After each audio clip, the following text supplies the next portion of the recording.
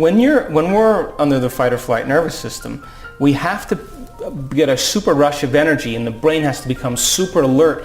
We have to become super vigilant because there's an emergency. We're now in high gear. Now, you have 3 levels of beta. You have low-level beta. Right now, you and I pretty much are in low-level beta. If I said to you, listen, I'm going to test you on all this material, and if you don't pass the test, you can't leave tonight, you may move into a little mid-range beta. Well, high-range beta is like twice as high as mid-range beta, and that's when you're freaked out, when you're scared, when you're angry, when you're frustrated. And in high-range beta, it's like driving your sports car in first gear. And the brain begins to break down, and the patterns that you see on EEG readings become very incoherent. Yeah. So in high beta, you believe that the outer world is more real than the inner world. And in high beta, your brain is running a loop, and you're overly analyzing your problems, and the analysis is causing the emotions to be reinforced. And when you begin to realize that in order for you to change, your brain has to move from beta to alpha. And in alpha, the inner world starts to become more real than the outer world. If you're addicted to those emotions, no new information can come into the nervous system a wall that is not equal to the emotion. Yeah. And that's why when people get in this state, they get lost because they can't hear it, because it's not a time to learn. It's not a time for new information. It's time to react and survive. So when the emotions get highly addictive and the brain moves in this pattern, people are trying to force the outcome and use the ego to change their life. Now, moving into meditative states is moving into those alpha states where you begin to eliminate the information from the external environment.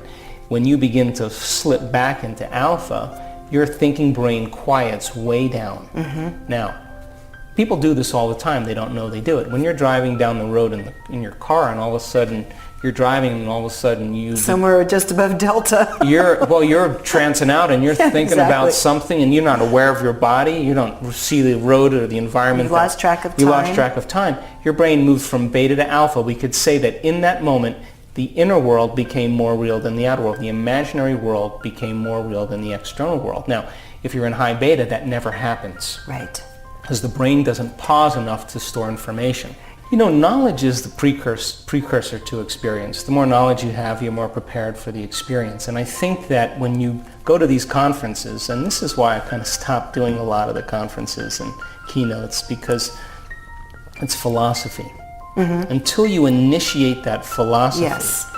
Until you initiate it and practice it, does it become truth or wisdom? So if people need to write that stuff down and idiomotor-wise create some circuits in their brain, and that's how they pay attention, then go for it. Mm-hmm. But don't sit there and analyze the information. And take the information and ask this simple question: how can I use this in my life? Now, once you start applying it, you just went from the philosopher to the initiate. And if you can reproduce an experience based on the knowledge you learn over and over again, now you're beginning to master that knowledge. Yes. You go from knowing all the way to knowingness. You know to knowing to knowingness. And when you get to that point of knowingness where you know that you know, or you know how, but you've done it so many times you don't even know how you know how, it's now innate in you. It's who you are. And that's where we need to go as a culture. We need to all of a sudden break from these philosophical arguments. I mean, that's why we're doing the workshops, because we're all about really, you know, it's a time in history not just to learn information. It's a time in history really to learn how to use that information. Absolutely. If you took 1 hour of your day and retreated from your life, truly shut off your cell phone, powered down the computer, you got up at 5 in the morning or whatever time is good for you before your day, when your brain is already in alpha and the brain chemistry is just right to dream, and you sat down and you said, what is the greatest ideal of myself that I want to present to the world today? And you sat there and you changed your state of being until you worked until you were that person. You would have to forget about the people in your life, the things that you have to do, the things you own, the places you have to go at different times, and all the experiences in your life that reaffirm your identity, you would have to get beyond yourself in that moment. And when you become conscious of your unconscious self, you are less likely to be controlled because you're no longer being manipulated emotionally. So you can manipulate people with fear. You can manipulate people with need. You can manipulate people with lack. You can cause people to consume because they don't look a certain way. And so this indoctrination into this idea that you can rely on something outside of you to make you feel better is the exact way you control a culture. When you begin to transmute those survival emotions into elevated states, and the joy and the love for life is within you, you're more awake, and when everybody's looking one way, you're looking the other way, and you're no longer manipulated by fear. I mean, I went to an event in Santiago, there was 1,000 people in my audience, and half the people were wearing masks because of the flu, the avian flu. And I just said, you cannot believe that to be the truth. It's just not that way. Right. So you produce something in the marketplace that creates a little fear, that people think they have free will. They don't have free will. You think, oh, I'm going to choose Bayer instead of Excedrin. That's not free will. That's making choices based on knowns. Right. Free-willed individuals, genius, someone who steps outside a convention and who's willing to stay outside of convention until they produce an effect, and they go from being foolhardy and insane to becoming a mystic or a saint. But there's enough people in this world now that are beginning to wake up and see through the deceit and the greed and the competition that is not the model that's going to sustain a culture, because no organisms in nature survive in competition. No. They survive when they cooperate and they work together. And it's a time, this is a nodal point for us to begin to wake up. And so back to the original idea, we have to demonstrate that in every area of our life. And if you're changing you and I'm changing me and I'm giving up resentment and hatred and you're giving up jealousy and envy, and it's no longer in the fabric of your being, and people are noticing those changes, imagine the effects it has in the world. But we're not waiting for a Gandhi or a Martin Luther King or a Joan of Arc.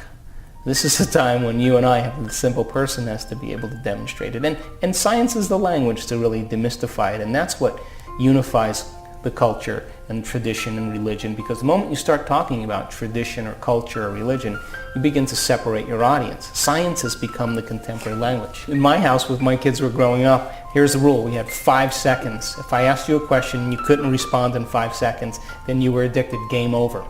But when you're killing somebody, you're shooting somebody, or blowing somebody up, or whatever it is, there's a release of dopamine in the brain. It's the pleasure chemical. And when you squirt out all that, chemistry and norepinephrine, and you keep doing it, the receptor sites on the outside of the cells become desensitized. So the next time you play, they need a little bit more to turn them on.